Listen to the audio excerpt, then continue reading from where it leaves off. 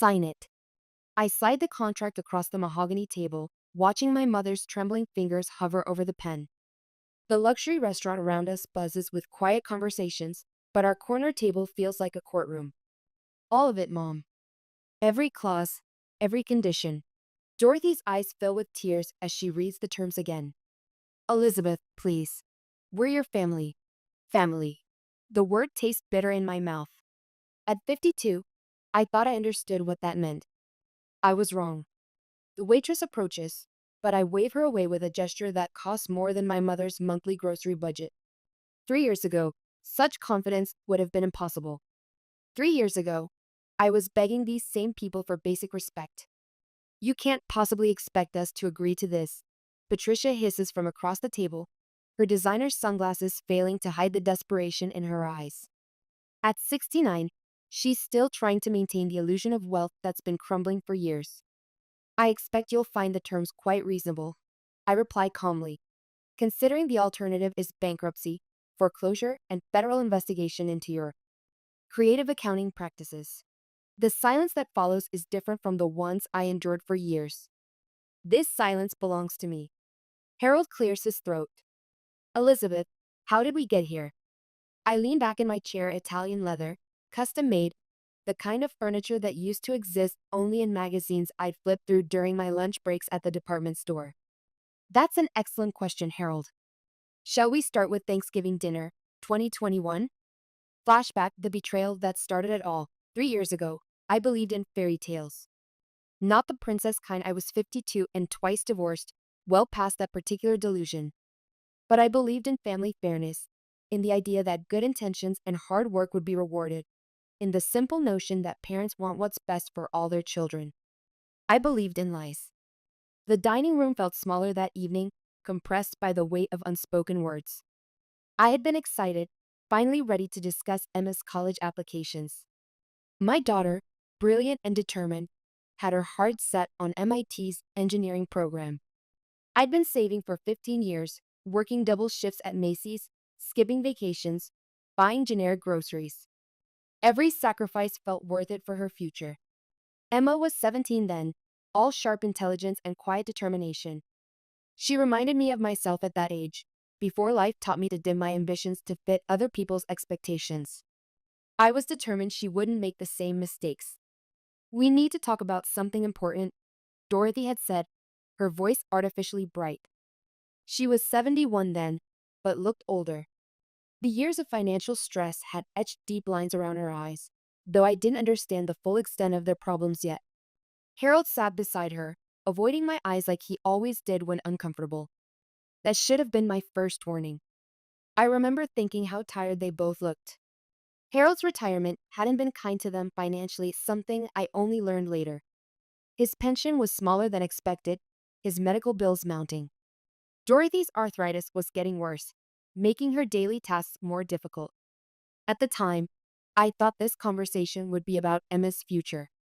Instead, it was about mine being stolen. Patricia thinks it would be best if we redirected some resources. Harold had finally spoken, his words careful and measured. Redirected? I had stared at him, confused. What resources? Dorothy's wine glass trembled in her hands. Your college fund, she blurted out, tears already forming. We're giving it to Jessica instead. The world didn't stop. The earth didn't shake. Instead, everything became crystal clear, like someone had finally wiped clean a foggy window. My what? I managed to keep my voice steady, though my hands were shaking under the table. Patricia leaned forward then, her expensive perfume suffocating in the small space. She'd always been the family's designated success story, a beautiful, charismatic, with a talent for making people believe her version of reality. What I didn't know then was how desperately she needed to maintain that illusion. Elizabeth, darling, she said, her voice smooth as honey, but twice as sticky. Jessica's been accepted to Harvard Business School. This is a once-in-a-lifetime opportunity. Your parents understand that supporting her education is an investment in our family's future. And what about my future? What about Emma's future? The words came out sharper than I intended. Oh, sweetie. Dorothy reached for my hand. I pulled away.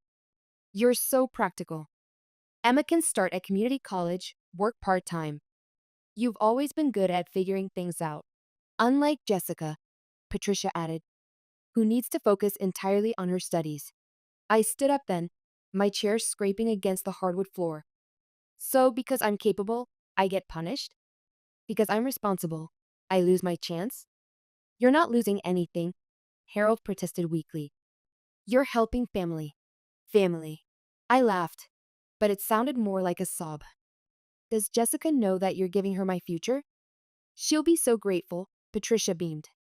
She's always looked up to you. I walked to the window, watching our neighbor's cat prowl across the garden. Behind me, they continued talking about logistics, about how this was the right decision, about how I'd understand someday. How much? I asked, turning back to face them. What? How much of my fund are you giving her? Dorothy looked at Harold, who cleared his throat. All of it, $85,000. The number hit me like a physical blow. 15 years of saving, every birthday check from grandparents, every overtime shift, every sacrifice, gone. Elizabeth. Dorothy started again, but I held up my hand. I need some air. Flashback, the night that changed everything. I walked out of that study, past the living room where Jessica sat texting on her phone, completely oblivious to how her future had just been bought with my dreams. In the hallway, I caught a glimpse of myself in the antique mirror Dorothy had inherited from her mother. The woman staring back looked tired, defeated, older than her 52 years. That's when something inside me broke. Or maybe it was when something inside me finally woke up.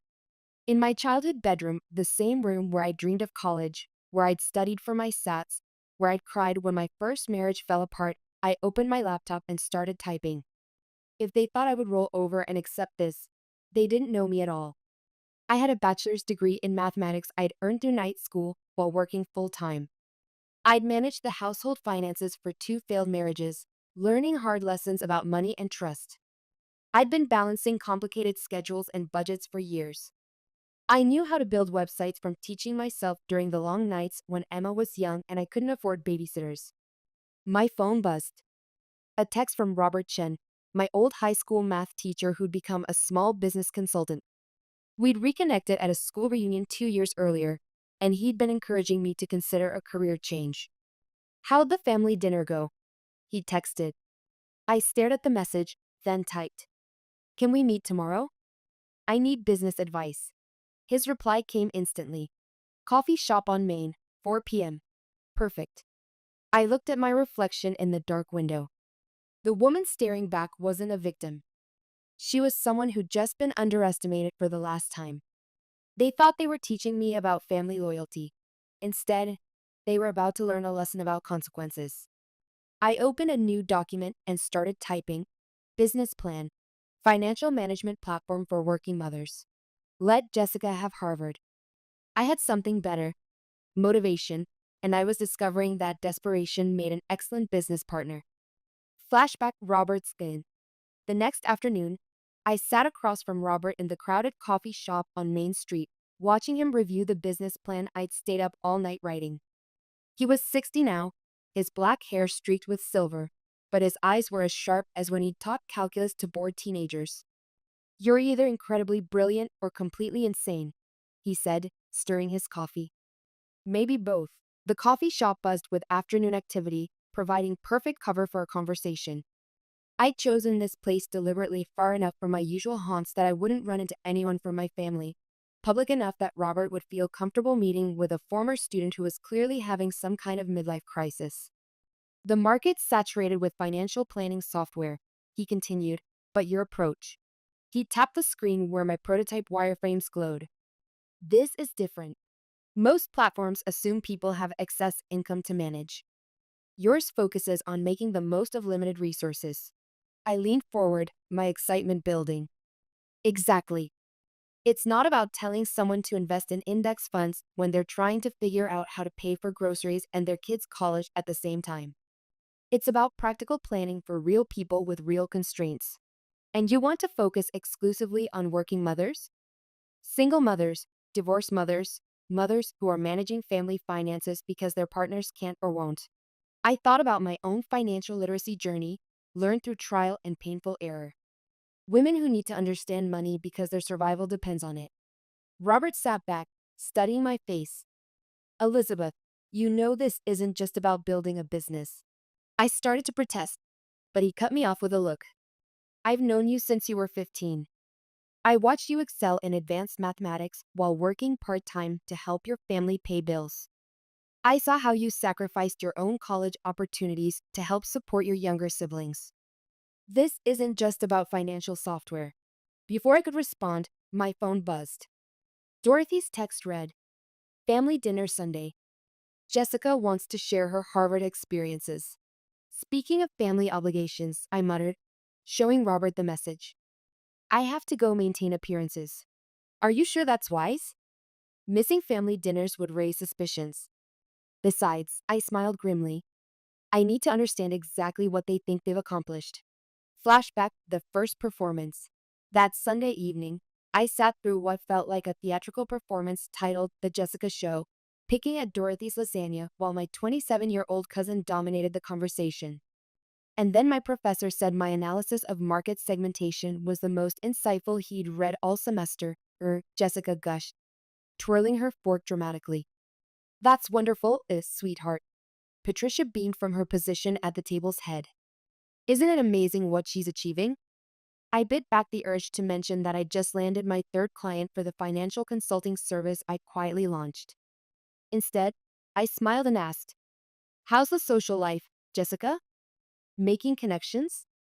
Oh my God, the networking events are incredible. Last weekend there was this mixer at the Four Seasons. Networking events? I interrupted innocently. I thought you needed to focus entirely on your studies. A moment of awkward silence followed before Harold cleared his throat. How's work, Elizabeth? Still at Macy's? Still there, I said, stabbing a piece of garlic bread.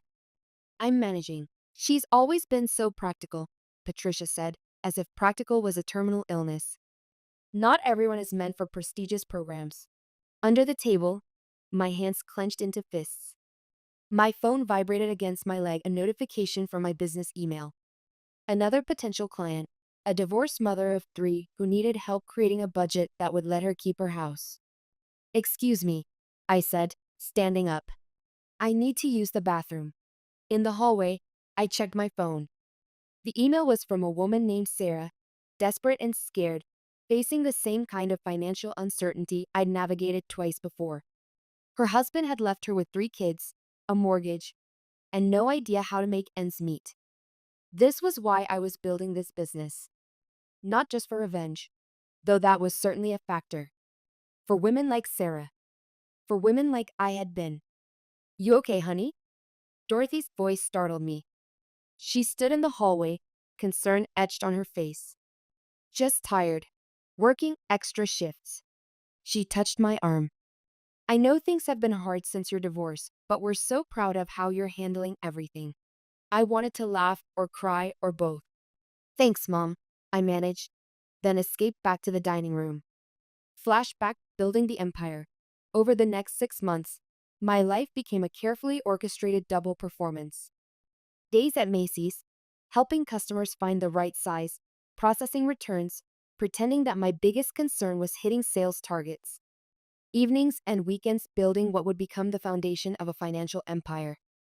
Robert had connected me with his network of small business owners and consultants.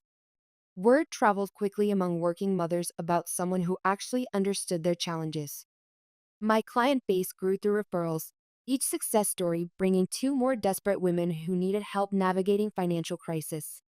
The work was intense, personal, often heartbreaking. I helped a nurse figure out how to pay for her daughter's asthma medication while saving for college.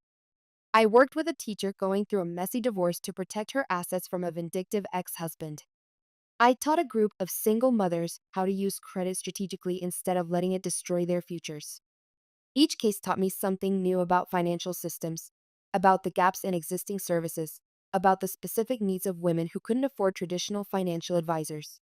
6 months in, I was earning more from consulting than from my retail job. A year in, I was making more than Harold had at the peak of his corporate career. But I kept showing up at Macy's, kept playing the role of struggling single mother just scraping by. Meanwhile, Jessica's Harvard updates grew increasingly focused on social activities rather than academic achievements. The photos she posted online showed expensive dinners, designer clothes, weekend trips to Martha's Vineyard, all funded by money I'd saved while wearing the same three work outfits on rotation. She's really making the most of this opportunity, Dorothy would say during our monthly family dinners, showing me Jessica's latest Instagram posts. Absolutely, I'd agree, while mentally calculating how much money was being spent on a single handbag that could have covered Emma's textbooks for a semester. Flashback the revelation. The news broke during another mandatory family dinner, but this time the star of the show was conspicuously absent. Jessica's taking a leave of absence from Harvard, Patricia announced, her voice brittle as thin ice. Just for a semester. To find herself. I paused mid-bite, my fork hovering over my plate. Dorothy and Harold exchanged worried glances. Find herself? Harold asked carefully. What exactly does that mean? She's been under so much pressure. Patricia dabbed at her eyes with a napkin. The academics, the social obligations. It's all so demanding. The parties must have been exhausting, I muttered into my water glass. Dorothy shot me a warning look. What about the money? Harold's voice cracked slightly. The silence that followed was deafening. Gone, Patricia whispered. All of it. The tuition, the housing deposits, the emergency fund. She needed to maintain a certain lifestyle, to network properly. My phone buzzed in my pocket, probably another notification about my company's growing user base. I just signed my 20th client that week, and my monthly revenue was approaching six figures. But surely there's something left. Harold's voice had taken on the same desperate tone I remembered from when he'd been laid off years earlier.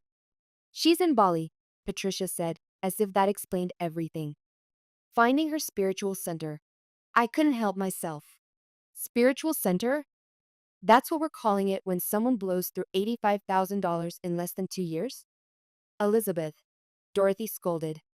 No, let her speak. Patricia's eyes narrowed. You've always been jealous of Jessica's opportunities. I laughed, and the sound seemed to startle everyone at the table. Jealous of what? Her ability to waste other people's money? You don't understand the pressures. You're right. I stood up, my chair scraping against the floor. I don't understand pressure. I only work full-time while managing a consulting business on the side. What would I know about pressure? I left the dining room, but not before hearing Harold's quiet question to Patricia. What about paying it back? Flashback the investigation. That night, in my childhood bedroom, I opened my laptop and did what I'd been trained to do over the past year. Follow the money. What I discovered made my family's betrayal look like a minor misunderstanding. Patricia's finances were a house of cards that had been collapsing for years. The offshore accounts. The fake consulting business she'd used to launder money from various sources. The credit cards she'd opened in Dorothy's name. All of it designed to maintain an image while her world crumbled around her. But the worst part? Jessica had no idea. She genuinely believed she was living a charmed life funded by family generosity, not her mother's increasingly desperate schemes to stay afloat. Patricia's gambling addiction went back decades.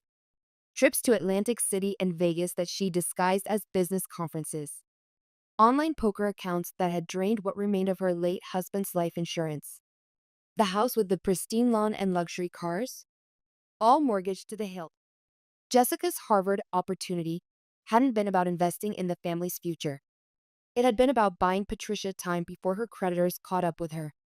I stared at the financial records displayed across my laptop screen, feeling a cold anger settle in my chest. Not just anger at the theft of my money, but at the manipulation, the lies, the way they'd turned me into an unknowing accomplice in their deception. By morning, I had a plan. Not just for revenge, but for something more systematic, reconstruction. Flashback, the secret empire grows. 18 months after that devastating Thanksgiving dinner, my double life had become remarkably sophisticated. By day, I remained Elizabeth the retail worker, grateful for her 40-hour-a-week job and modest apartment. By night and weekend, I was building something unprecedented in the financial services industry. My platform, which I'd initially called Real Money for Real Women, had evolved into a comprehensive financial literacy and planning service. What started as simple budgeting consultations had grown into tax preparation, debt restructuring, divorce financial planning, and small business consulting. The breakthrough came when I partnered with a group of women attorneys who specialized in family law. Together, we created a service that could guide women through every aspect of financial crisis, from emergency budgeting to legal protection of assets. Word spread through networks I'd never known existed: women's shelters, divorce support groups, single mother Facebook communities, churches where women whispered about money troubles they couldn't discuss publicly.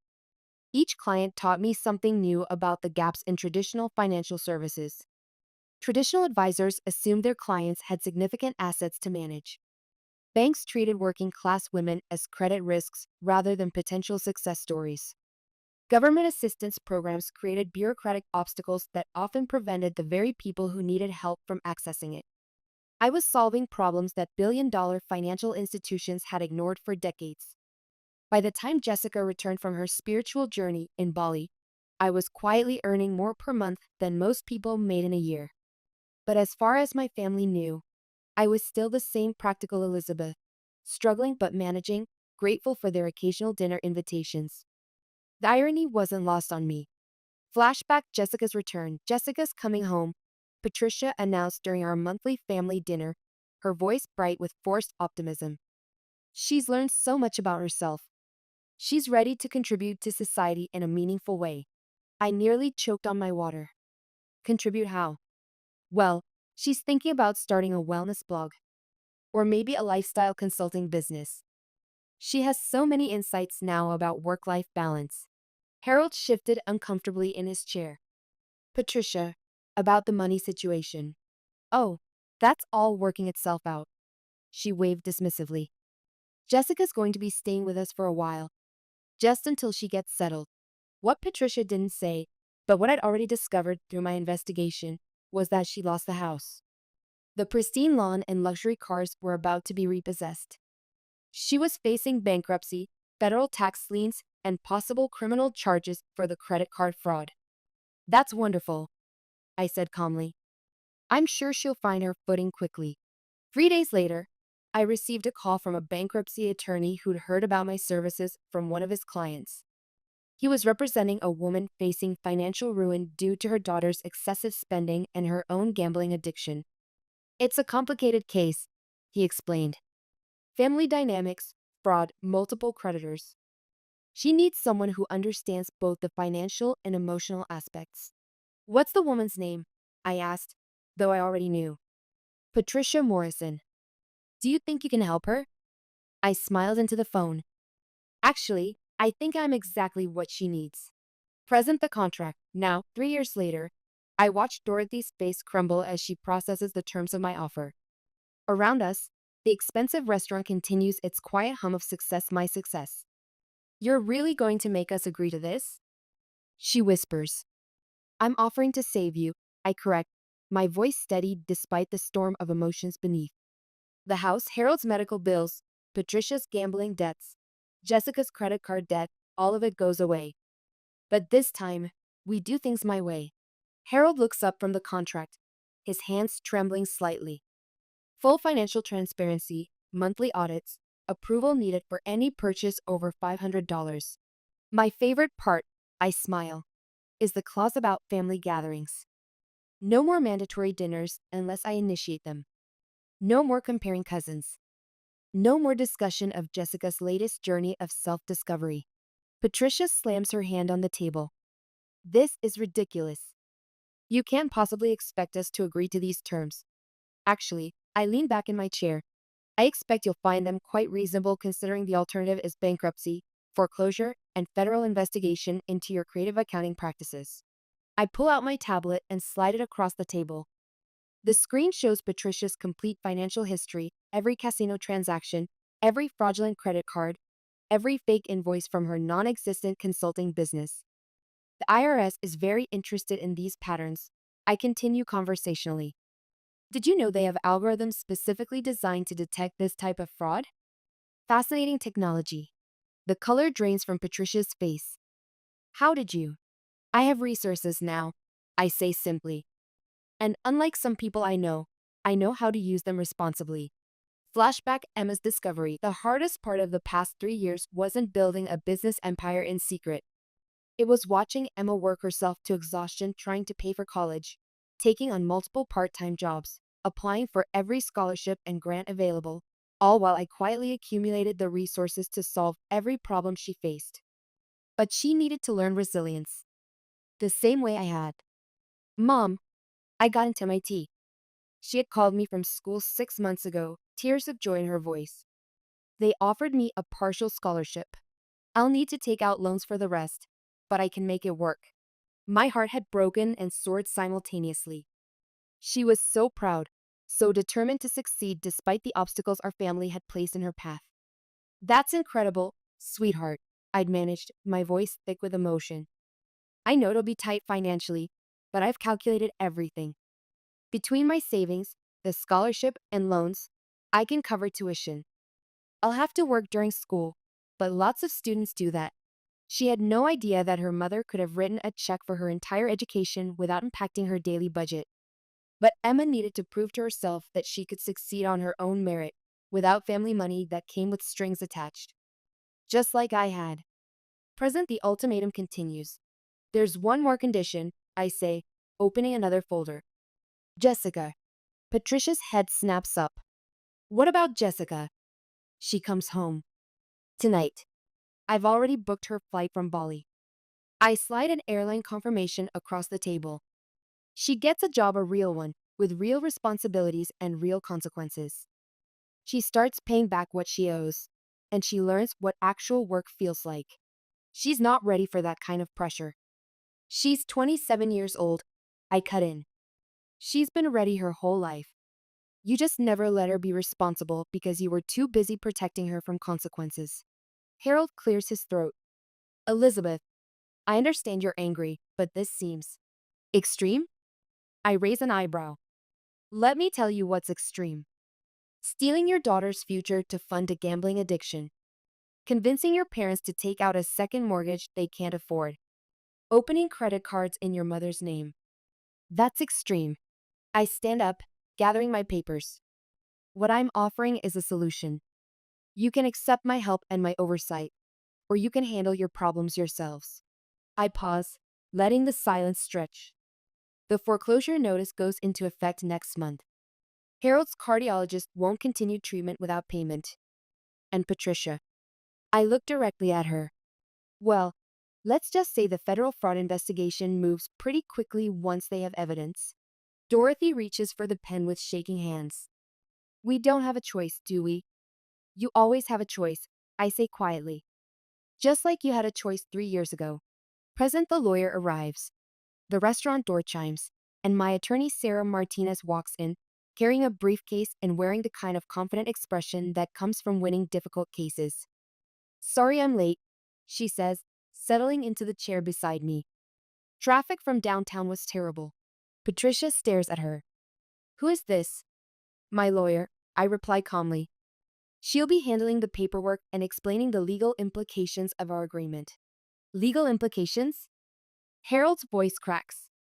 Sarah opens her briefcase with practiced efficiency. The terms are straightforward.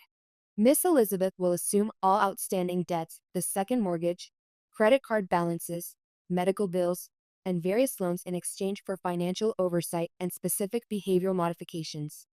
Behavioral modifications? Dorothy finally speaks. Like we're children? Like you're people who made very poor decisions, I correct, and need supervision to avoid making them again. Sarah spreads additional documents across the table. There are also criminal liability waivers that need to be signed.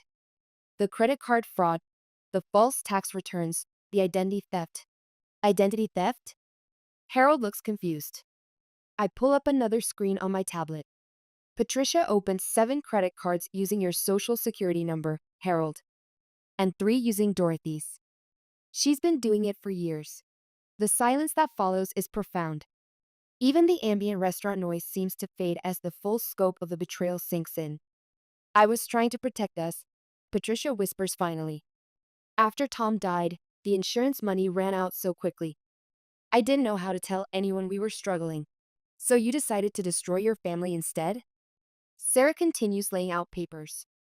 These agreements will provide legal protection for everyone involved, assuming full compliance with the terms. And if we don't comply? Patricia asks. I smile, but it doesn't reach my eyes.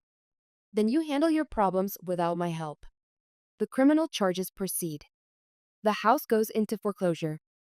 Harold's medical care stops. And Jessica. I shrug. Well, identity theft is a felony. She's technically an accessory to several of your crimes. Flashback the final investigation 2 weeks ago, I had made one final discovery that changed everything I thought I knew about my family's betrayal. Jessica wasn't just a spoiled beneficiary of stolen money. She was an active participant in Patricia's schemes. The credit cards opened in her name, with charges that coincidentally appeared just before major expenses. The fake consulting invoices submitted to companies where Jessica had briefly worked. The offshore accounts that Jessica had helped establish during her semester abroad in the Cayman Islands, which, it turned out, hadn't been a study program at all. Patricia had been training her daughter to follow in her footsteps, teaching her that financial fraud was just another form of family business.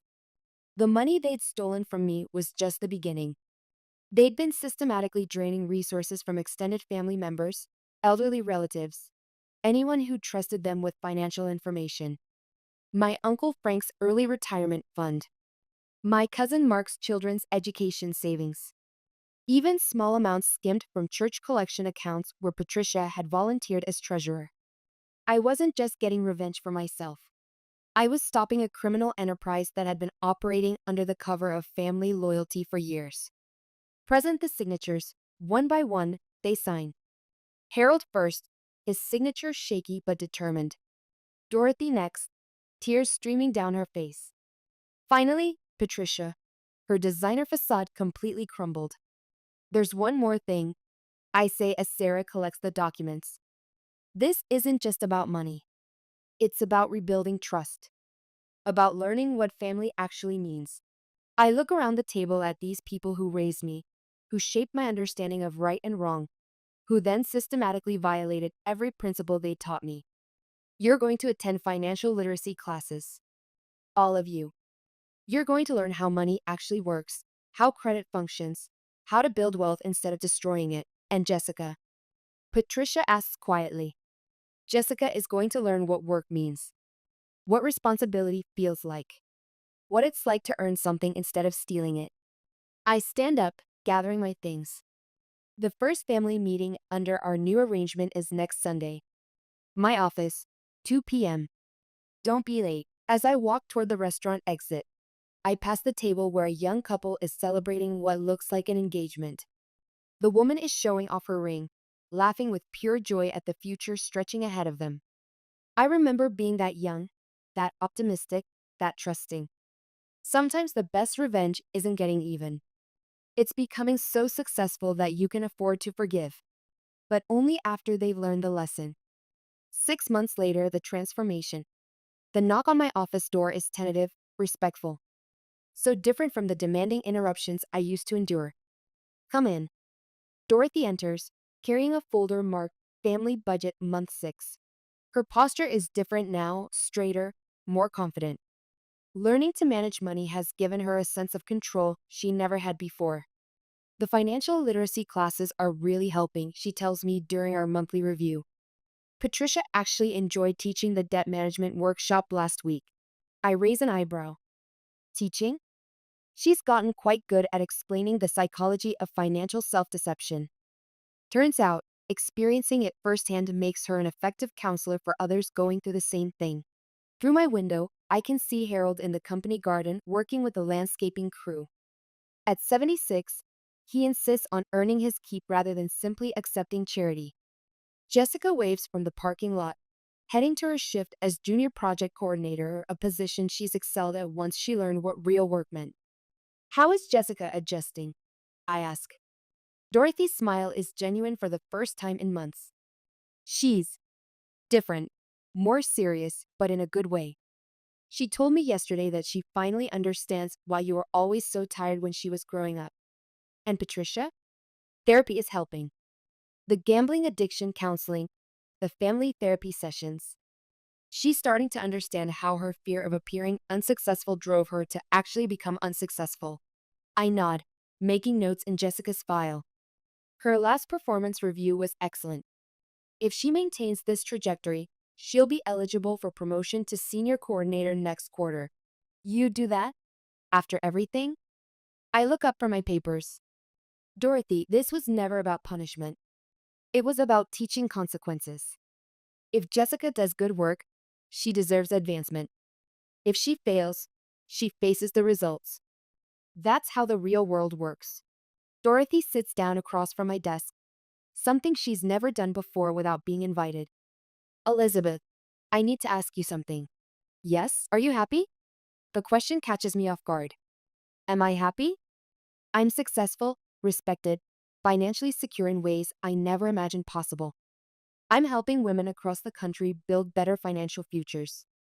I'm providing jobs and opportunities for dozens of employees. But am I happy? I'm satisfied. I say finally. I'm building something meaningful. I'm helping people who are in situations like mine. And I'm watching our family learn to function in a healthier way. That's not the same as being happy. I lean back in my chair, considering her words. Maybe not, but it's better than being powerless. Dorothy nods slowly. I found something last week cleaning out the attic. Your old college acceptance letters. MIT, Georgia Tech, Stanford. She reaches into her purse and places a worn envelope on my desk. We were so wrong, Elizabeth.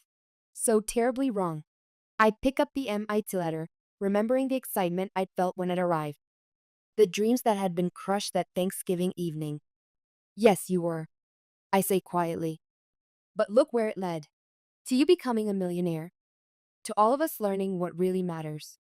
I open my laptop, showing her the latest family financial report. Harold's credit score is higher than it's ever been. Jessica has savings for the first time in her life. Patricia is helping other women avoid the mistakes she made. And you, me? You're making financial decisions independently for the first time in your marriage. You understand money in a way you never did before. You're not just surviving, you're thriving. Dorothy's eyes fill with tears. But the cost. The cost of learning was high, I agree. But the cost of not learning would have been higher. You would have lost everything anyway, and Jessica would have continued down Patricia's path, and I would have remained powerless to help any of you. A knock interrupts us. Robert appears in the doorway, carrying coffee and wearing the satisfied expression of someone who's just closed a major deal. Ready for the board meeting? He asks. Almost. I turn to Dorothy. Will you be okay handling the family trust disbursements this quarter? She straightens proudly. I haven't made a single accounting error in 6 months. I know. That's why I'm letting you manage it independently this time. After she leaves, Robert settles into the chair across from my desk. You know, when this all started, I thought you were just looking for revenge. So did I admit. Looking at the family photo on my desk, all of us at last month's charity gala, dressed modestly but professionally, actually smiling genuine smiles. But somewhere along the way, it became about reconstruction. Reconstruction? Building something better from the ruins of what they destroyed. Including them. Especially them. I gather my files for the board meeting. They needed to fall apart completely to rebuild properly. They needed to understand that success isn't about appearances or shortcuts or taking from others. They needed to learn that real strength comes from facing consequences and growing from them. And now? Now we're actually becoming the family we always pretended to be. I smile, checking my watch. Just with better financial habits and a lot more honesty. Robert grins. Speaking of honesty, wait until they hear about the education initiative you're launching. I pick up my tablet, where the proposal for free financial literacy education for 5,000 working mothers glows on the screen. That's tomorrow's surprise. One step at a time. Present Emma's graduation. As we head to the boardroom, I think about the phone call I received this morning. Emma, calling from it with news about her senior project. Mom, guess what? I'm designing a financial literacy app for my capstone project. It's specifically for college students whose families can't help them financially. Mind if I interview my brilliant mother for research? I had smiled, remembering that devastated woman who thought her world had ended in a dining room 3 years ago. She had no idea she was about to begin the most important work of her life. I'd be honored, I had told my daughter. But you might want to interview your grandmother too. She's become quite the financial expert herself. The surprise in Emma's voice was audible. Grandma Dorothy? Really? Really. Amazing what people can accomplish when they're given the right motivation. Present the board meeting. As I enter the boardroom, I see the faces of my employees, 23 people now, all working to help women achieve financial independence. Former clients who became consultants. Lawyers who specialize in financial abuse cases. Technology specialists who understand the unique challenges working mothers face. This empire wasn't built on revenge, though revenge had certainly provided the initial fuel. It was built on understanding, on filling gaps that traditional financial institutions had ignored, on creating solutions for people everyone else had written off. Before we begin, I announced to the room, I want to share some news. Next quarter, we're launching our scholarship program. Free financial literacy education for 5,000 women who are facing the same choices I faced 3 years ago. Applause fills the room. These people understand what this means, not just for the women we'll help, but for the families whose futures will be protected, the cycles of financial abuse that will be broken, the children who will grow up understanding the difference between earning and taking. Sarah, my attorney, raises her hand. What's the funding source for the scholarships? I smile, thinking about the contracts signed at the restaurant 6 months ago, about the family meetings that now happen in conference rooms instead of dining rooms, about the way respect has been rebuilt one difficult conversation at a time. The Elizabeth Morrison Family Foundation. Founded with a donation from people who learned that the best investment they could make was in the future they had once tried to steal. Epilogue 2 years later. The coffee shop on Main Street looks the same as it did 5 years ago, when I sat here with Robert planning my first desperate attempt at business independence. But everything else has changed. I'm here to meet Emma, who's finishing her master's degree in financial technology and has been accepted to MIT's PhD program. She's also been offered a position with my company after graduation, an offer she earned through merit, not family connections. Mom! She waves from a corner table, surrounded by textbooks and laptop computers. At 22, she has the confidence I wish I'd possessed at her age. Thanks for meeting me here. Of course. How's the thesis coming? Really well. I'm using our family's experience as a case study for how financial education can break generational patterns of dysfunction. I raise an eyebrow. Our family? Well, with everyone's permission, obviously. Grandma Dorothy thinks it's a great idea. She says if our story can help other families avoid the same mistakes, then everything we went through had a purpose. I think about Dorothy, now managing a $50,000 emergency fund she built herself through careful budgeting and part-time work. About Harold, whose small landscaping business is actually turning a profit. About Patricia, whose financial counseling practice has helped dozens of women escape debt and addiction. About Jessica, who just bought her first car with money she saved from her salary. And Patricia? What does she think? She's the one who suggested it. She wants to be completely honest about the damage that financial secrets can cause. She says hiding the truth is what got us into trouble in the first place. My phone buzzes with a text from Robert.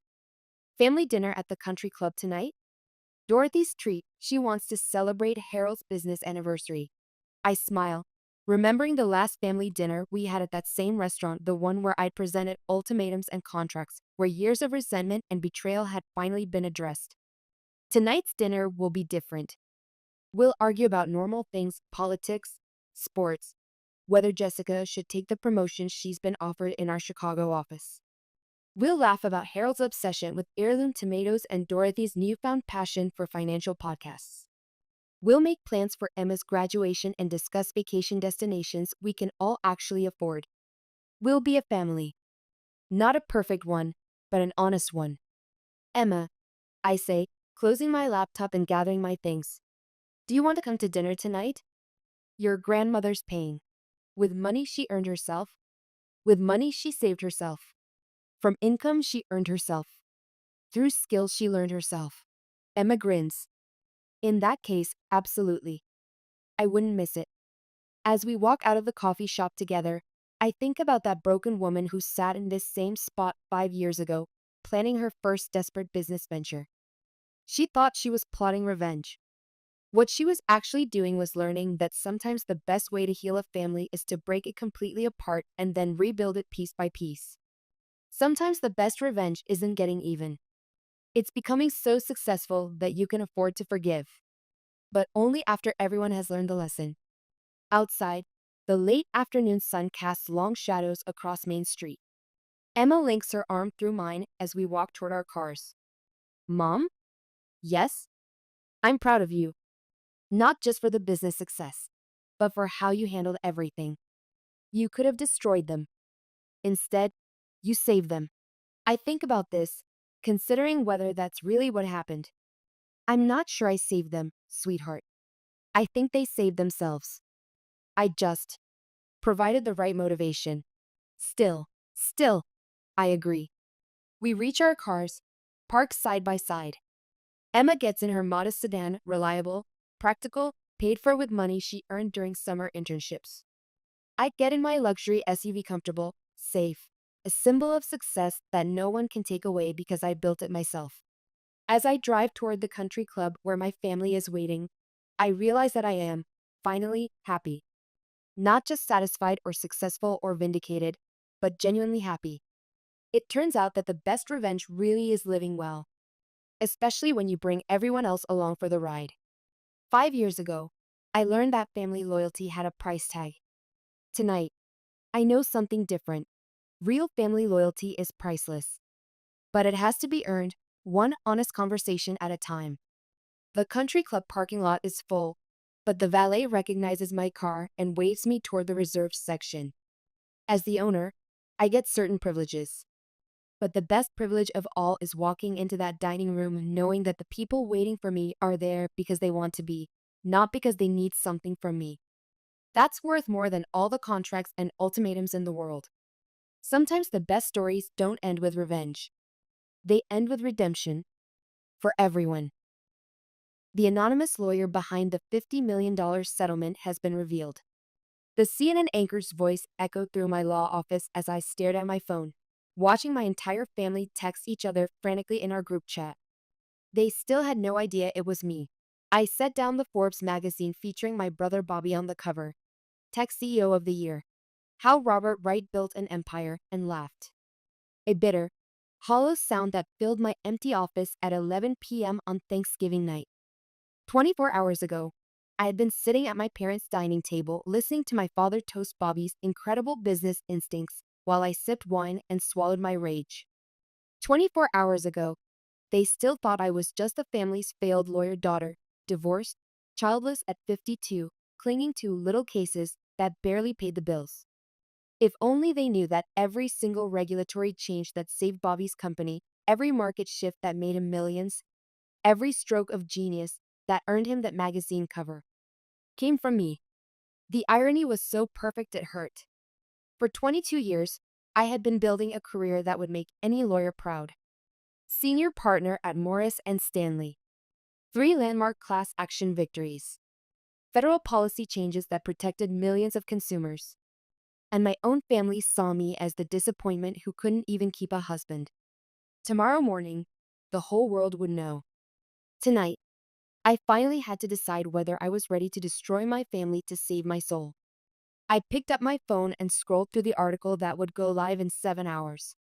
Rachel Morrison, no relation to my Morrison versus Technogiant case, though the coincidence wasn't lost on me, had done her homework.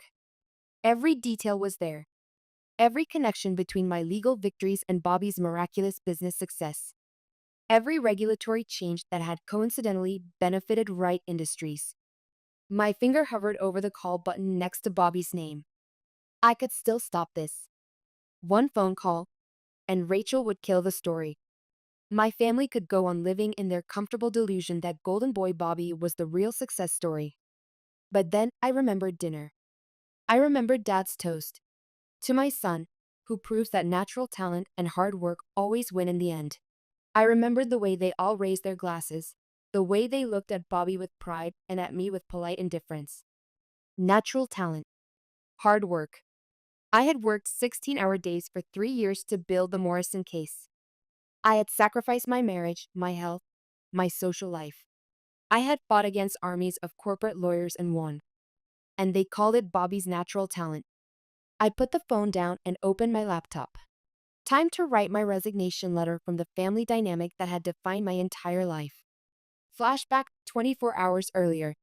Thanksgiving morning, Margaret, honey, could you help me with the stuffing? Mom's voice drifted from the kitchen as I stood in the doorway of my childhood home, watching the familiar chaos of Thanksgiving preparation unfold. Margaret. Never Maggie, like I preferred. Never our brilliant daughter, like they called Bobby, our golden boy. Just Margaret, said with that particular tone that suggested mild disappointment wrapped in maternal obligation.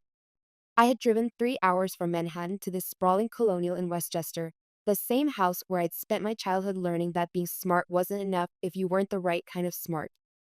The kind that impressed fathers at dinner parties. The kind that looked good in family Christmas cards. The house looked exactly the same as it had when I was 12. Cream walls, antique furniture that Mom had inherited from her mother, Persian rugs that cost more than most people's cars. Money had never been an issue in the Wright family. Dad's petroleum engineering career had set us up well, and Mom's teaching salary had been pure supplemental income. We were the kind of upper middle class family that summered in the Hamptons and never questioned whether we deserved our privileges. Of course, Mom. I set down my purse, a worn leather briefcase that had seen me through 15 years of corporate law, and rolled up my sleeves. The kitchen smelled like my childhood. Sage and butter, disappointment and unspoken expectations. Mom, 75 and still beautiful in that patrician way that suggested country clubs and junior league, handed me a wooden spoon without meeting my eyes. She'd been avoiding eye contact for 3 years now, ever since my divorce. As if my failure to maintain a marriage reflected poorly on her parenting. As if David leaving me for his 28-year-old assistant was somehow my fault for working too hard, caring too much about justice, spending too many nights at the office building cases that actually mattered. Your father's so excited about Bobby's announcement today, she said, stirring gravy with mechanical precision. Did you know Wright Industries made the Inc. 500 list? Again? I had known. I'd known because I'd been tracking every regulatory change, every market shift, every legal precedent that had made Bobby's meteoric rise possible. I'd been watching my little brother, 2 years younger, but somehow always ahead, benefit from my work without ever knowing it. It started small. The Harrison versus Datamine decision that forced tech companies to be more transparent about data collection. That ruling had created opportunities for smaller firms like Bobby's to compete with giants who suddenly had compliance costs they'd never faced before. Then came the Chen versus Cybercore settlement, which established new standards for consumer protection that big tech companies struggled to meet, but nimble startups could build into their business models from day one. And finally, Morrison versus Technogiant, my masterpiece, my Everest, my 3-year obsession that had cost me everything and given me everything. The case that had forced the biggest tech monopoly in history to pay $50 million in damages and accept regulatory oversight that would reshape the entire industry. Bobby's company had grown by 400% in the 18 months since that settlement. Pure coincidence, according to my family. Strategic positioning, according to business magazines. Divine intervention, according to Dad. If they only knew it was just good lawyering. That's wonderful, I said, my voice steady despite the familiar ache in my chest. Mom glanced at me sideways, the way she'd been doing since I was 15, and started asking uncomfortable questions about why Bobby got a car for his 16th birthday while I got a lecture about responsibility. You know, sweetheart, it's not too late for you to find someone new. 52 isn't old these days. Look at Janet Morrison down the street. She remarried at 55 and seems so happy. Janet Morrison. Another Morrison. The universe had a sense of humor about names, apparently. I'm fine, Mom. My work keeps me busy. Those little consumer cases of yours? Little consumer cases. as if protecting millions of people from corporate fraud was somehow less important than Bobby's quarterly profit margins. Something like that. She squeezed my shoulder with the kind of gentle condescension that had characterized our relationship for decades. Well, at least you're helping people. That's what matters. Helping people. Like I was volunteering at a soup kitchen instead of running one of the most successful consumer protection practices in New York. Like my Harvard Law degree and Columbia LLM were participation trophies instead of earned achievements. Through the kitchen window, I could see Dad in the backyard, setting up tables for the extended family gathering. He moved with the confidence of a man who had never questioned his place in the world, never wondered if he deserved the respect he commanded. At 78, he was still imposing, 6'2", silver-haired, with the kind of presence that made room quieter when he entered. I remembered being 8 years old and desperately wanting to impress him. I'd won the state science fair with a project on water purification, a real engineering solution, not a baking soda volcano like most kids submitted. I'd spent weeks perfecting it, dreaming of the moment when Dad would see that his daughter was just as smart as his son. He'd miss the ceremony. Bobby had a little league game that same day, and Dad never missed Bobby's games. "She'll understand," I'd heard him tell Mom. "Margaret's always been more independent. She doesn't need the same kind of support." Independent. The word they used when they meant not worth the effort. "Did I tell you Bobby's bringing that journalist today?" Mom continued, still stirring. "Rachel something. She's writing a big feature about his success story. Imagine that. Our Bobby in a national magazine. Our Bobby. Never our Margaret when I made partner at 28, the youngest senior partner in Morris and Stanley's history. Never our brilliant daughter when I'd won my first major case against a pharmaceutical company that had been hiding dangerous side effects. That's exciting," I managed. "She wants to interview the whole family.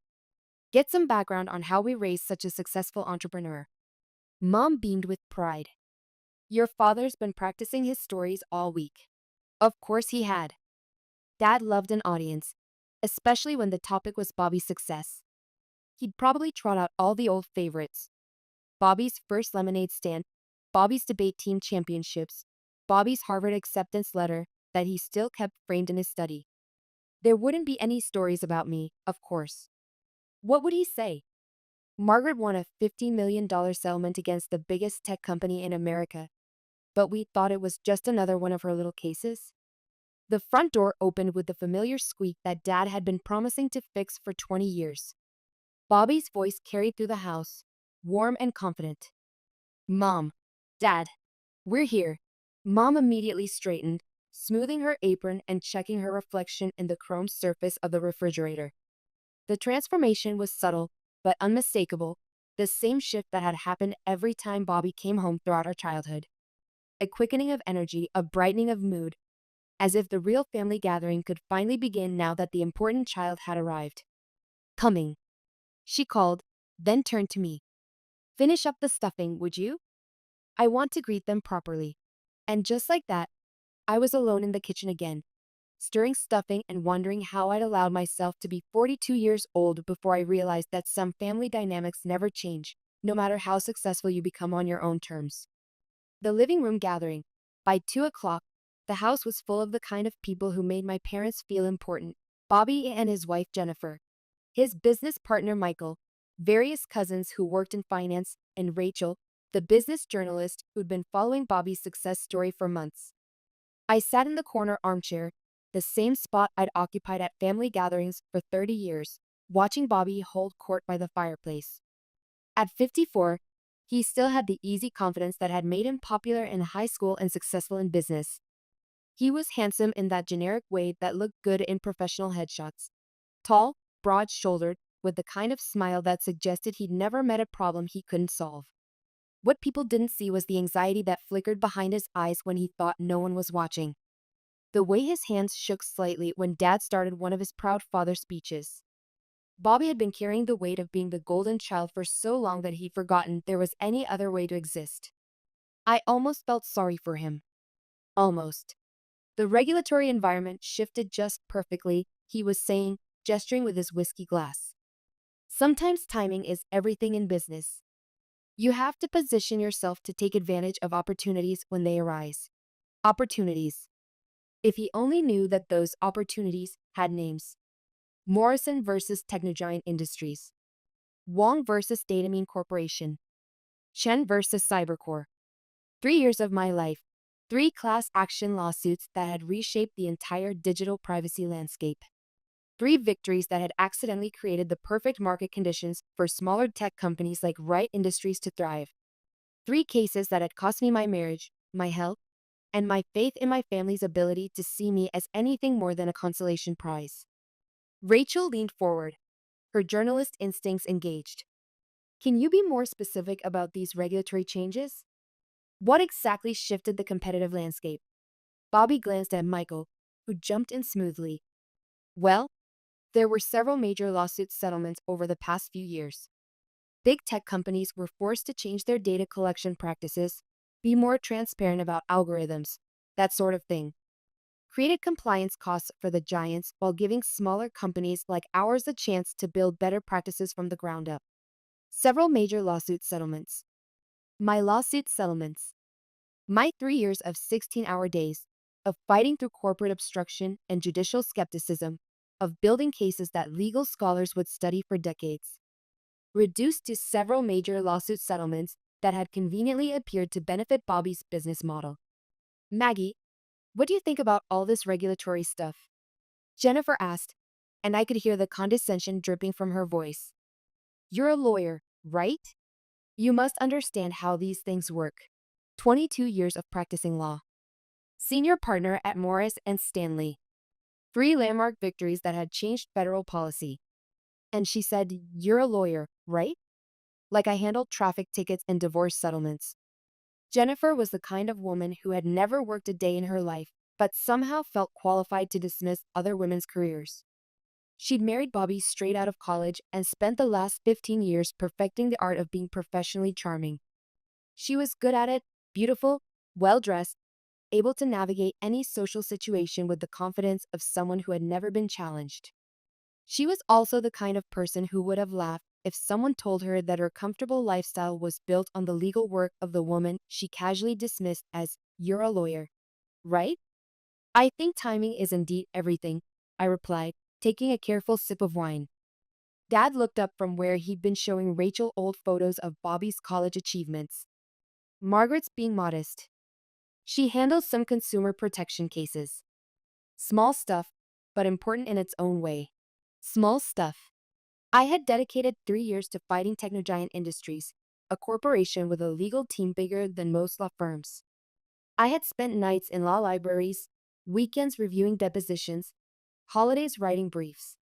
I had missed my own divorce proceedings because I was in court fighting for ordinary people's right to digital privacy. And it was small stuff. I thought about the day the Morrison settlement was announced. $50 million in damages, plus regulatory changes that would protect hundreds of millions of consumers. My phone had rung nonstop with congratulations from colleagues, interview requests from legal journals, job offers from firms that wanted to poach the lawyer who had brought down Technogiant. I called Bobby that night, thinking maybe this time would be different. Maybe this victory was big enough that even my family would notice. That's great, sis, he said, distracted. Listen, I'm in the middle of a board meeting. Can I call you back? He never called back. 3 days later, Wright Industries announced their biggest quarterly profits in company history, and Dad organized a family dinner to celebrate. No one mentioned my settlement. The important thing, Dad continued, his voice warming as he returned to his favorite topic, is that Bobby's always had an instinct for these things. Even as a kid, he could see opportunities others missed. Rachel was taking notes, clearly eating up the family mythology. Can you give me some examples? Oh, where do I start? Dad's eyes lit up. When he was 10, he started a neighborhood lawn mowing service. By the end of the summer, he had 3 other kids working for him. Natural entrepreneur. When Bobby was 10 and running his lawn mowing empire, I was 12 and tutoring kids in math for free because I thought it was the right thing to do. Dad called Bobby's business instincts impressive and my tutoring sweet, but Margaret always was too generous for her own good. When Bobby was 16 and flipping cars for profit, I was 18 and volunteering at a legal aid clinic. Dad bought Bobby a better car to help with his business. He lectured me about wasting time helping people who couldn't afford lawyers.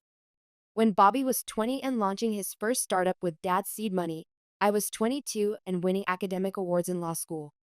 Dad flew to California to watch Bobby's pitch presentation. He missed my moot court championship because it conflicted with one of Bobby's investor meetings. The pattern was so consistent it might have been deliberate, except I knew it wasn't. They simply couldn't see my achievements as important enough to merit attention. Bobby was building an empire. I was just collecting participation trophies. That's my boy, Dad said, his chest swelling with pride. Always thinking 3 steps ahead. 3 steps ahead. Like anticipating regulatory changes that came from lawsuits he'd never heard of, fought by a sister he barely acknowledged. Rachel turned to me. Margaret, you must be proud of your brother's success. The room fell quiet, waiting for my response.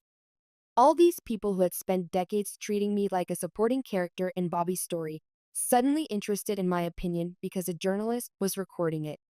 I'm proud of all of us, I said carefully. We've all worked hard to get where we are. It was the kind of diplomatic answer that would satisfy everyone while saying nothing at all. The kind of response I'd perfected over 30 years of family gatherings where honesty was less important than maintaining the comfortable fiction that we were all equally valued. But Rachel wasn't satisfied. Your parents mentioned you work in consumer protection law. That must be fascinating work. Finally, someone who wanted to know about my career without dismissing it in the same breath. It is, I said, and for the first time all day, my voice carried genuine enthusiasm. I work on cases where corporations have harmed consumers, data privacy violations, fraudulent marketing, unsafe products. It's about holding powerful entities accountable and protecting people who don't have the resources to protect themselves. Any major victories recently? The million-dollar question. Literally. I glanced around the room at my family, all of them listening with polite attention. They had no idea they were about to hear about the case that had made Bobby's success possible. Well, I said slowly, I recently concluded a 3-year class action lawsuit against Technogiant Industries. $50 million settlement, plus regulatory changes that will affect the entire tech industry. The words hung in the air like smoke.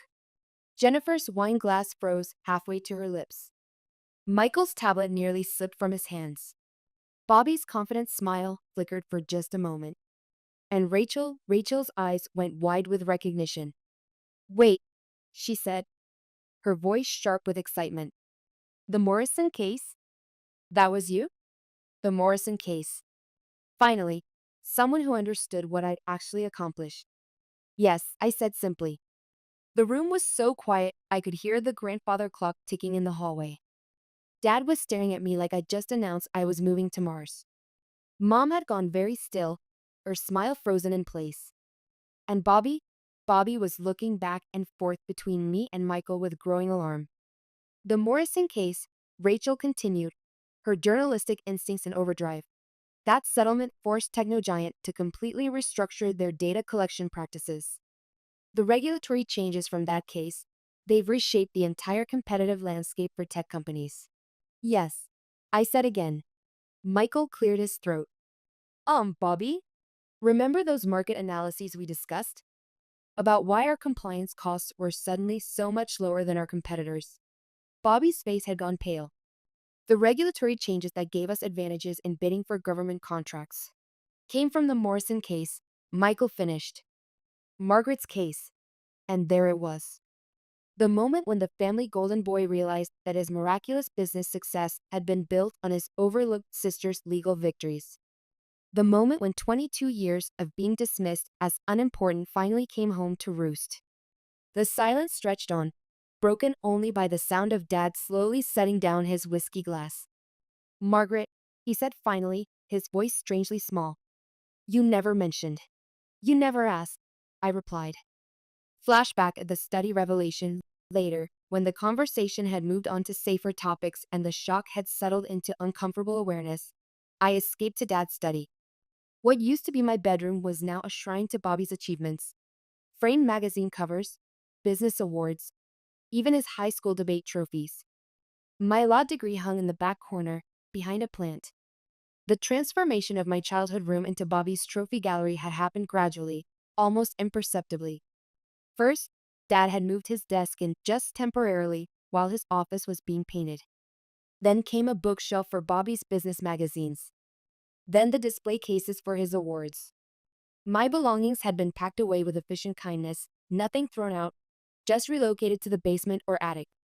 Since you have your own place now, Mom had explained, and Bobby visits so often with clients to impress.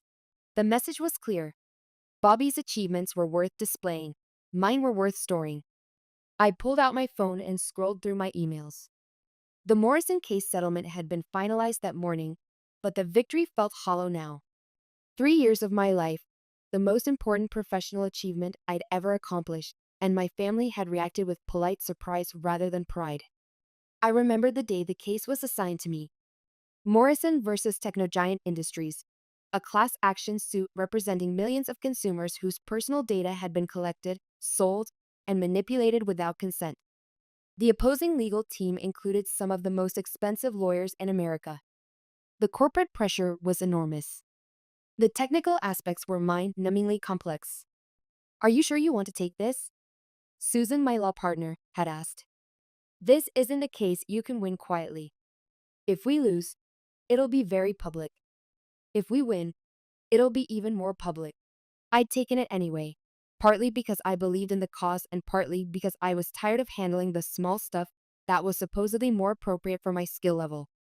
3 years later, Technogiant had paid the largest consumer protection settlement in history, and the regulatory framework I'd helped establish would protect digital privacy rights for generations.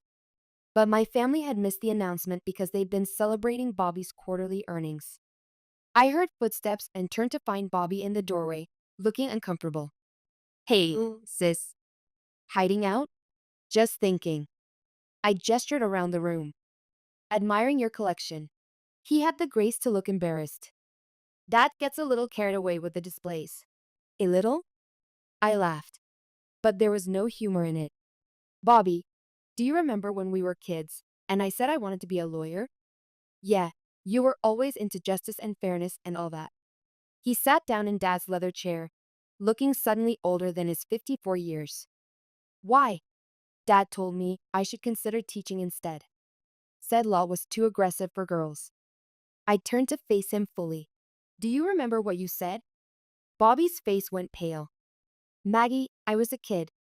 You said girls weren't smart enough to be real lawyers. That I should probably stick to helping people with simple problems."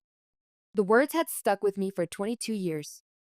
Through law school, through the bar exam, through every major case I'd won. Girls weren't smart enough to be real lawyers. Simple problems. I'd proved him wrong, of course. I'd proved them all wrong. But vindication felt different than I'd imagined it would when I was 25 and burning with ambition. At 52, winning felt more like exhaustion than triumph. "I was wrong," he said quietly. "I was a stupid kid, and I was wrong." "Were you?" I asked. "Or were you just saying what everyone in this family believes?" Because that was the real issue, wasn't it? Bobby's childhood dismissal had been cruel, but it wasn't unique. It was just the first articulation of an attitude that had defined my entire relationship with my family. Dad had never told Bobby to consider teaching instead of business. Mom had never suggested that entrepreneurship was too aggressive for boys. No one had ever advised Bobby to stick to simple problems. Bobby shifted uncomfortably in the chair. "Look, I know we haven't always. I know Dad tends to focus on business stuff more than legal stuff. But that doesn't mean—" "Bobby," I interrupted gently, "your company's success over the past 18 months. It's directly related to the regulatory changes from my lawsuits. You know that now, right?" He nodded miserably. "So for 18 months, while you've been getting congratulated for your business genius, you've actually been benefiting from my work. Work that this family has consistently dismissed as unimportant." I wasn't trying to hurt him, exactly. But I needed him to understand the scope of what had happened. This wasn't just about hurt feelings or sibling rivalry. This was about a fundamental misunderstanding of who was actually driving success in our family. I didn't know, he said, and his voice cracked slightly. Maggie, I swear to God, I had no idea. I know you didn't. That's the problem. Because if Bobby, who was smart, who paid attention to business news, who had every reason to track the legal developments affecting his industry, if Bobby didn't know that his sister was behind the regulatory changes that saved his company, then how completely invisible had I become to my own family?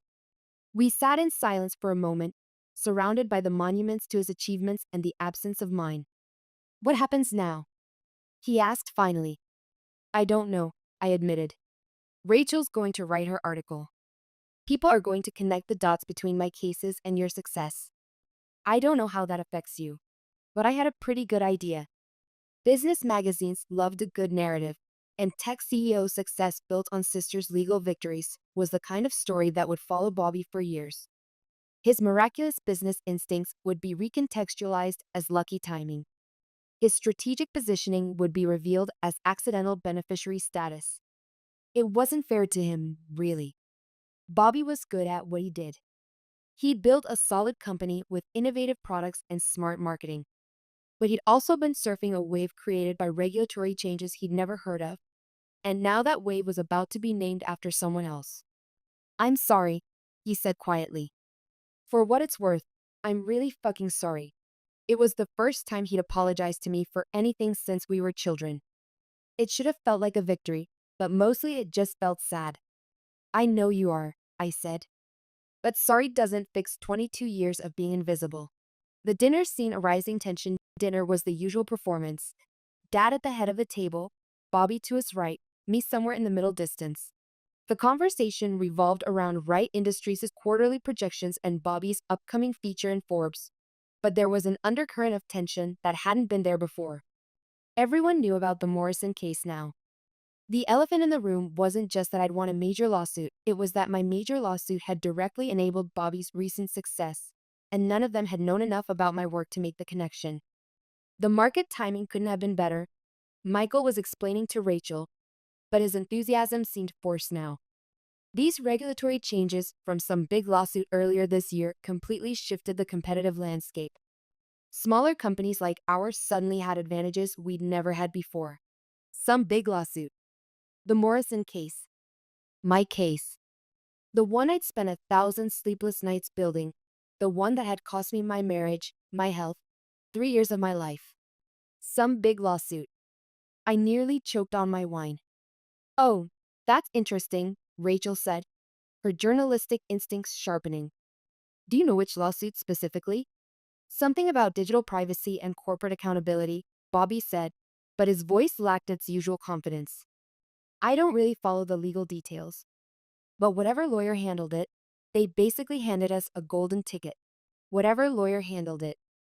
Me. His sister. The woman sitting 3 feet away from him. The woman who had been handling legal details for her entire adult life while he dismissed her work as insignificant. They basically handed us a golden ticket. 3 years of my life reduced to a fortunate coincidence that some anonymous lawyer had handed to Bobby's company. The table fell silent for a moment. Mom was staring at her plate. Dad was frowning, clearly trying to remember something. Jennifer looked confused, like she was trying to solve a puzzle she didn't have all the pieces for. And Rachel was looking directly at me. Margaret, she said slowly, didn't you say earlier that you work in consumer protection? I do, I replied, my voice steady despite my racing heart. And you work for Morris and Stanley. The silence stretched longer this time. Rachel's eyes were bright with recognition, but she didn't say anything else. Not yet, but I could see the wheels turning. Rachel was a good journalist, thorough, detail-oriented, with the kind of instincts that made her dangerous to people with secrets. She'd already connected the dots between the Morrison case and Wright Industries' success. Now she was connecting the dots between the Morrison case and me. In about 30 seconds, she was going to realize that she'd stumbled into a much better story than she'd come here to write. Dad cleared his throat, the way he always did when he wanted to redirect a conversation back to comfortable territory.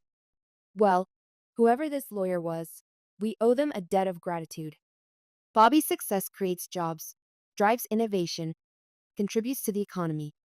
These legal types sometimes don't realize the broader impact of their work. These legal types, as if lawyers were some alien species that didn't understand real-world consequences. As if I hadn't spent 3 years thinking about exactly those broader impacts while I built the case that transformed an entire industry. As if I weren't sitting right there, listening to him dismiss my profession while celebrating its accidental benefits to his son. I'm sure the lawyer understood the broader impact perfectly well, I said quietly. Something in my tone made everyone look at me.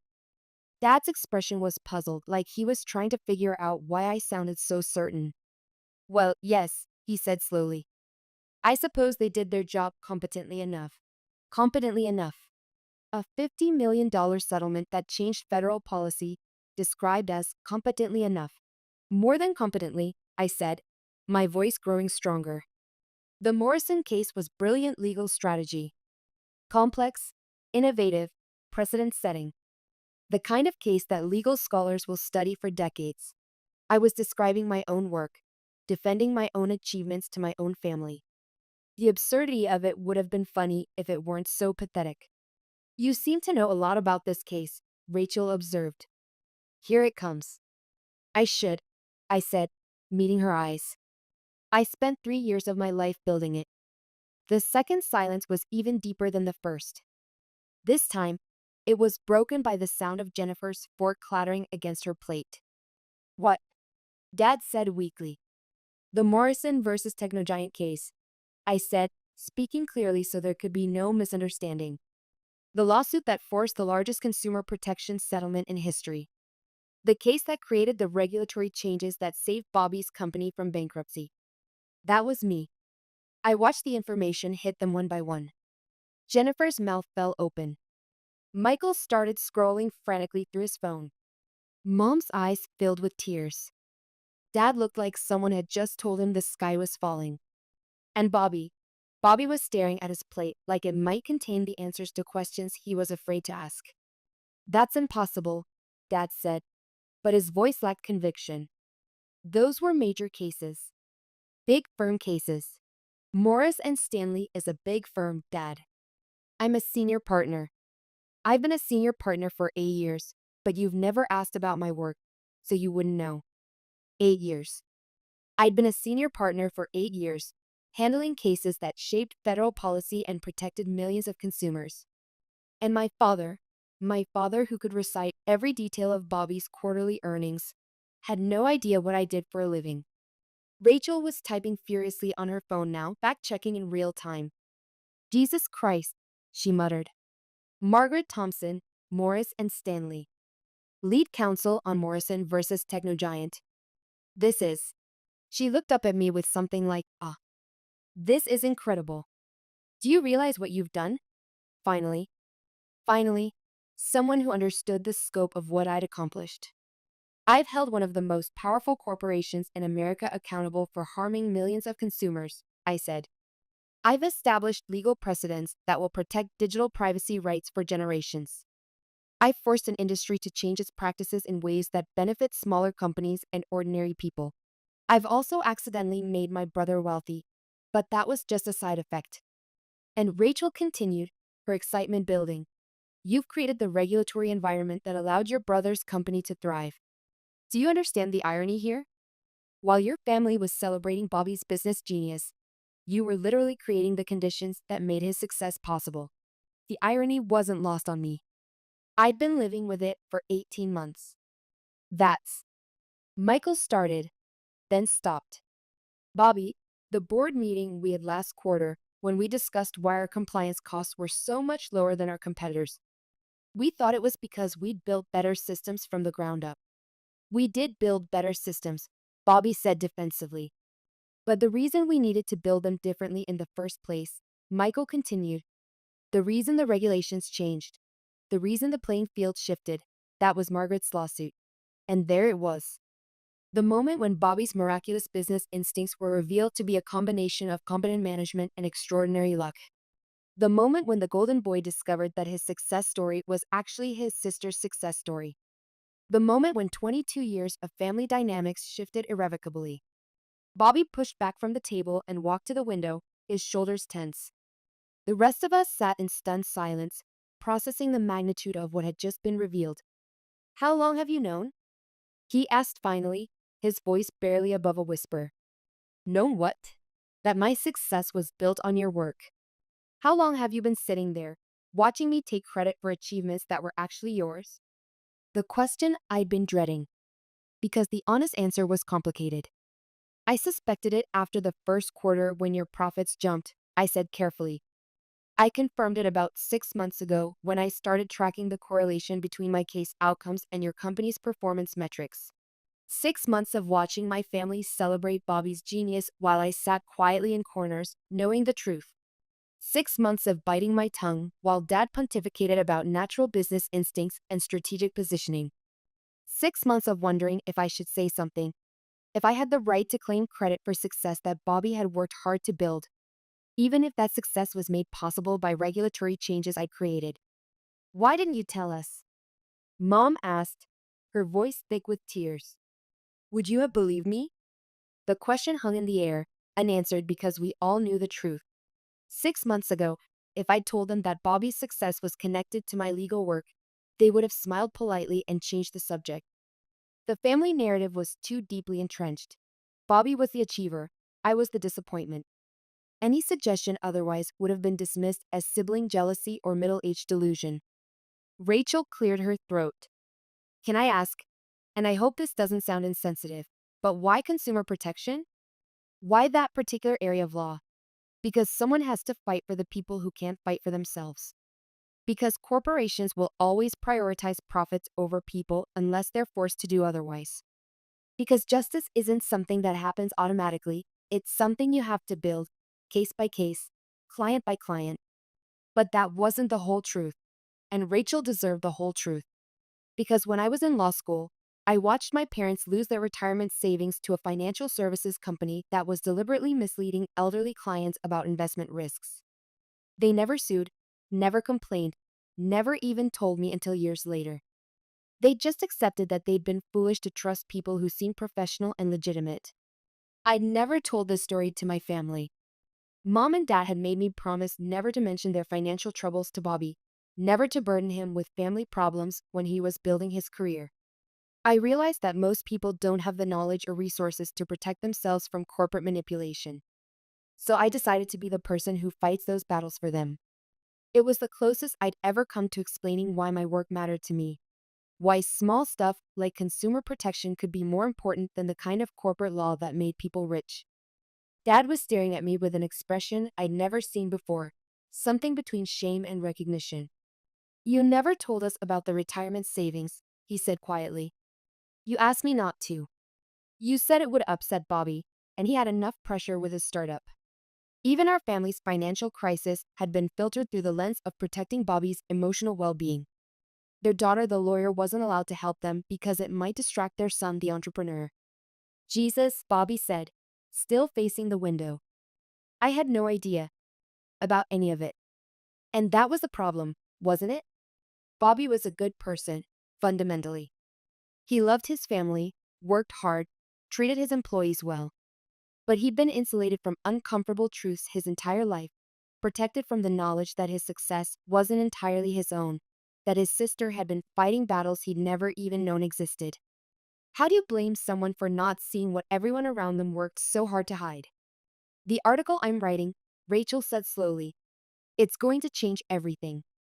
You understand that, right? Once this story breaks, Bobby's success is going to be recontextualized. The narrative is going to shift from brilliant entrepreneur to accidental beneficiary of sister's legal victories. I hadn't thought about it in quite those terms, but she was right. Business journalism loved a good reversal, and this was the kind of story that would follow Bobby for the rest of his career. I can still kill the story, she offered. This is your family. If you want this to stay private. No, I said, surprising myself with the firmness in my voice. The story should run, because I was tired of being invisible. Tired of watching other people get credit for my work. Tired of sitting in corners while my family celebrated achievements that were built on my sacrifices. Because Rachel was right. This story was bigger than family dynamics. It was about how women's work gets erased, how legal victories get divorced from the lawyers who win them, how success stories get simplified into narratives that obscure the complex web of contributions that make any achievement possible. Bobby turned from the window. Maggie, if this story runs, it'll destroy my reputation. People will think I'm a fraud. Are you? I asked. The question was harsher than I'd intended, but I didn't take it back. You've built a good company.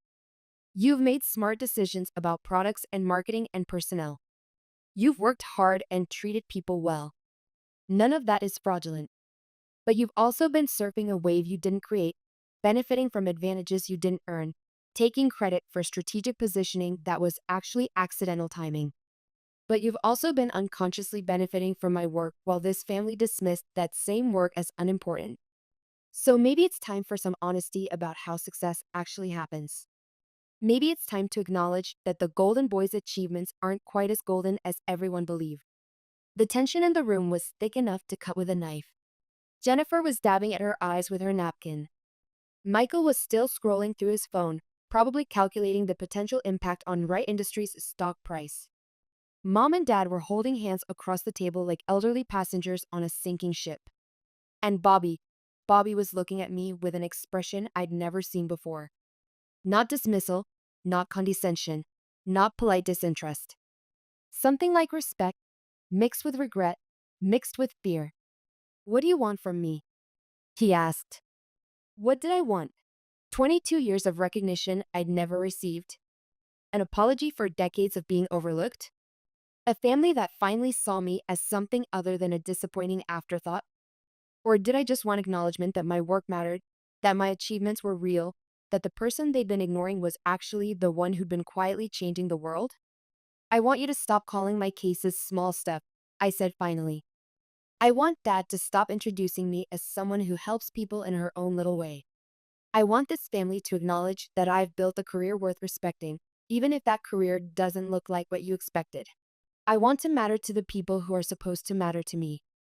And I want the next time we gather as a family, there to be some questions about my work alongside all the celebration of yours. I want it to be seen.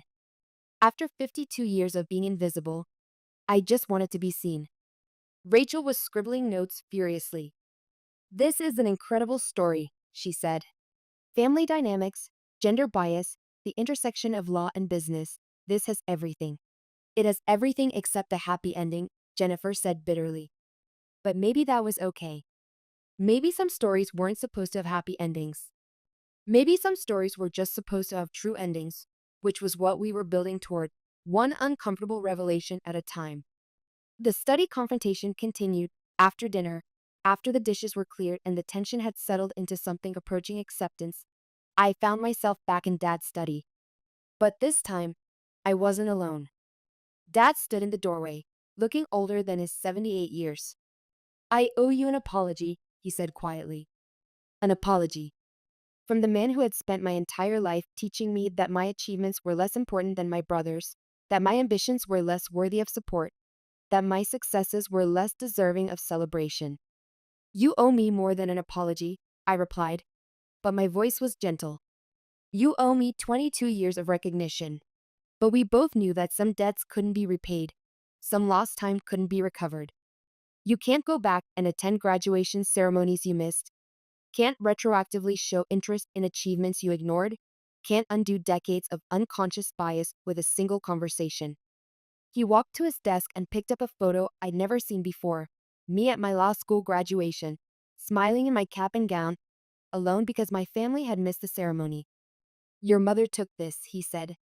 She drove down to Columbia by herself because she said someone should be there to witness your achievement. Mom had been there.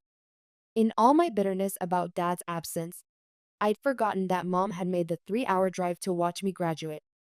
She'd taken photos, bought me dinner, told me how proud she was. But I'd been so focused on who wasn't there that I'd minimized who was. She wanted me to come, Dad continued. She said Bobby's tennis tournament could wait, that your graduation was more important. But I thought, he trailed off, shaking his head. I thought you were strong enough to understand. Independent enough not to need the same kind of support. Independent. There was that word again.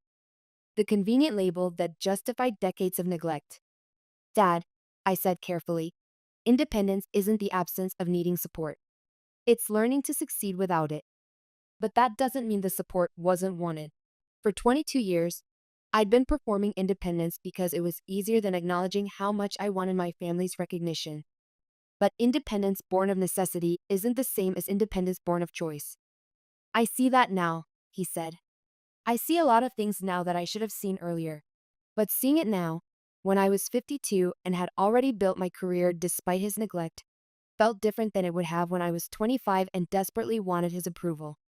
Recognition delayed wasn't the same as recognition denied, but it also wasn't quite the same as recognition freely given.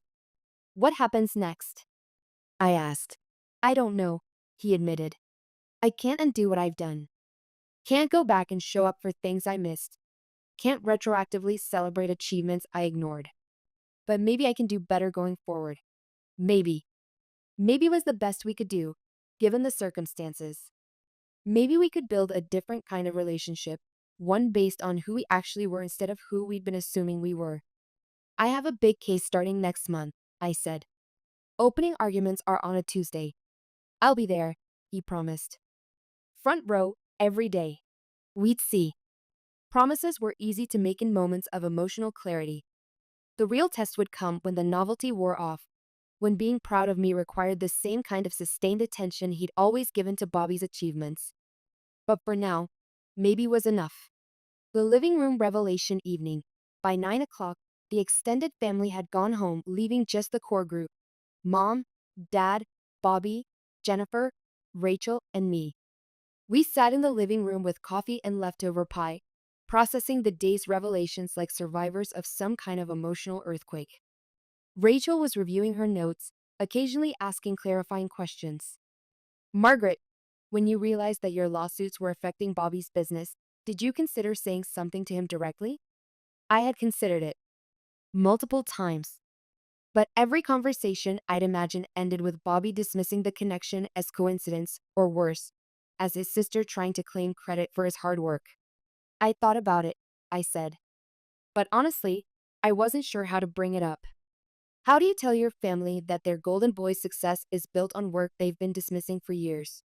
How do you explain to people who have never taken your career seriously that your career has been quietly shaping their lives in ways they couldn't imagine? You could have started by telling us what you actually do for a living, Jennifer said, and there was an edge to her voice. Instead of letting us assume you handled small consumer complaints. But that assumption wasn't my creation, it was theirs. I'd never claimed to handle small consumer complaints. They'd simply decided that consumer protection law must be small and unimportant because I was the one practicing it. I did tell you what I do, I replied. Consumer protection law, corporate accountability, class action litigation. The problem wasn't my description, it was your assumptions about what those things meant.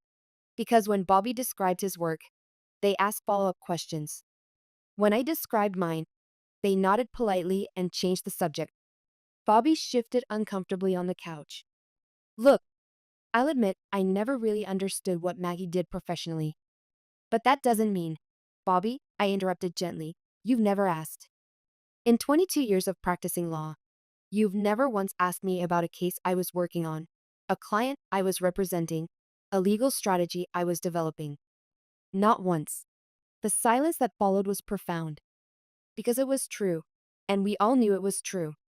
For 2 decades, I'd listened to endless detailed accounts of Bobby's business ventures, his client acquisitions, his strategic planning, his market analyses. I could probably run Right Industries myself based on how much I knew about its operations. But Bobby couldn't name a single case I'd worked on before today. That's going to change, he said finally.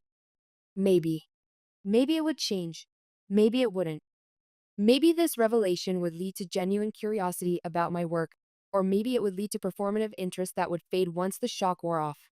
But at least now the possibility existed. Rachel looked up from her notes. I have to ask, are you concerned about how this story will affect your family relationships? The honest answer was yes. I was terrified. This story would fundamentally alter how people saw Bobby, how people saw me, how we saw each other. There would be consequences, professional, personal, familial, that I couldn't predict or control. But I was also tired of protecting other people's comfort at the expense of my own recognition. I'm concerned, I said, but I'm more concerned about continuing to be invisible. Because invisibility was a kind of death, the slow erasure of your contributions, your achievements, your worth. And I'd been dying that death for 22 years. The story is going to run, Rachel said. It's too important not to run. But I want to make sure I'm telling it fairly. This isn't about tearing anyone down. It's about lifting someone up who should have been recognized long ago. Lifting someone up. When was the last time anyone had tried to lift me up instead of asking me to step aside so someone else could shine? Thank you, I said, and meant it. The breaking point returned to present, which brought me back to my law office at 11 p.m. on Thanksgiving night, staring at the Forbes magazine with Bobby's face on the cover, waiting for Rachel's article to go live in a few hours. My phone buzzed with a text from Bobby. I know I can't undo 22 years of being an idiot, but I want to try to do better. Starting now. Another text from Dad. I'm proud of you. I should have said that years ago, but I'm saying it now. And finally, one from Mom. I've always been proud of you. I'm sorry I wasn't better at showing it. Too little, too late. Maybe. But maybe it was also better late than never. Maybe this was what family redemption looked like, not a dramatic reconciliation scene, but a slow, uncomfortable reckoning with years of unconscious bias and missed opportunities. Maybe it was enough that they were trying. I opened my laptop and started typing a response to the interview request that had been flooding my emails since word leaked about Rachel's story. Tomorrow, I would be famous, not as Bobby's overlooked sister, but as Margaret Thompson, the lawyer who had taken on tech giants and won. Tomorrow, I would finally be visible. Tomorrow, the world would know my name. But tonight, I was still just Maggie, sitting alone in my office, wondering if recognition earned through revelation was as satisfying as recognition freely given. I was about to find out. Morning after the article goes live, at 6 a.m., Rachel's article went live. The sister who saved Silicon Valley. How an overlooked lawyer became her brother's secret weapon. By 6:30, my phone was ringing nonstop. CNN, NPR, Good Morning America, The Today Show. Everyone wanted to interview the lawyer who had accidentally made her brother wealthy while her family dismissed her work as unimportant. By 7 a.m., #overlooked sister was trending on Twitter. By 8 a.m., Bobby's company stock had dropped 15% as investors questioned whether his strategic positioning was actually just lucky timing. By 9 a.m., Morris and Stanley's phones were ringing with new client inquiries from people who wanted the lawyer who had brought down techno-giant to fight their own David and Goliath battles. Success, it turned out, was every bit as complicated as failure. I was getting dressed for my first television interview when Bobby called. The board wants to meet, he said without preamble. Stock price is tanking. Investors are panicking. They're talking about bringing in new management. The consequences were arriving faster than I'd anticipated. I'm sorry, I said, and meant it. I didn't think. Don't apologize, he interrupted. This isn't your fault. This is 22 years of my family's bullshit coming home to roost. He was right, but that didn't make the fallout any easier to watch. What will you do? What I should have done years ago. Tell the truth. I built a good company, but I did it with advantages I didn't earn and didn't acknowledge. Time to own that. Growth. Actual, genuine growth. Maybe some good could come from this devastation after all. And I'm going to do something else, he continued. I'm offering you a position on our board. Not as Bobby Wright's sister, but as Margaret Thompson, the lawyer who understands regulatory environments better than anyone in the industry. A real offer, based on real qualifications. The kind of recognition I'd been wanting for 2 decades. I'll think about it, I said. But first, I had interviews to give, a story to tell, and a lifetime of invisibility to overcome. First, I had to learn how to be seen. 6 months later, the new dynamic. The article had been a watershed moment, but watersheds don't change landscapes overnight.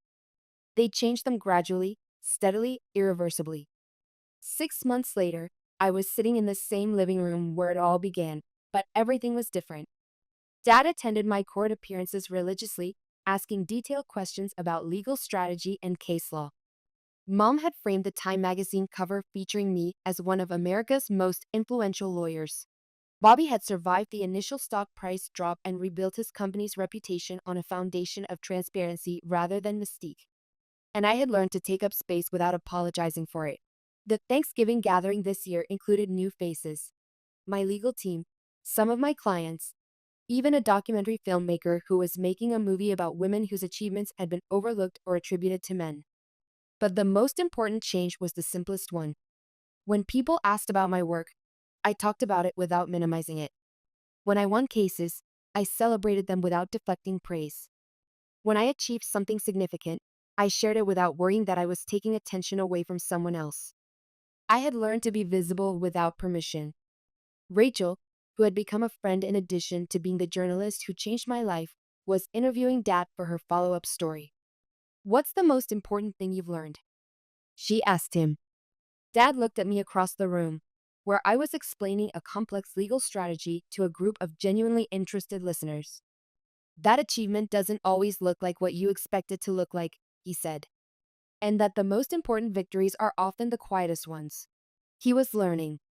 They were all learning. And maybe, finally, so was I. Maybe this was what family looked like when it was built on truth instead of comfortable fictions. Maybe this was what it felt like to be seen. Final scene: the family photo. As the evening wound down, someone suggested taking a family photo, the first one since the revelation that had changed everything. This time, there was no assigned positioning, no careful arrangement to highlight one person's achievements over another's.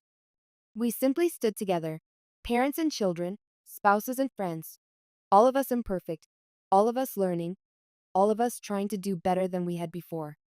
And this time, I stood in the center without being asked. This time, everyone was watching. The camera flashed, capturing not just an image, but a moment of transformation. The overlooked sister had finally stepped into the light, and the light was exactly where she belonged. After 52 years, I was finally home. After 22 years of practice, I was finally seen. After a lifetime of being invisible, I was finally whole.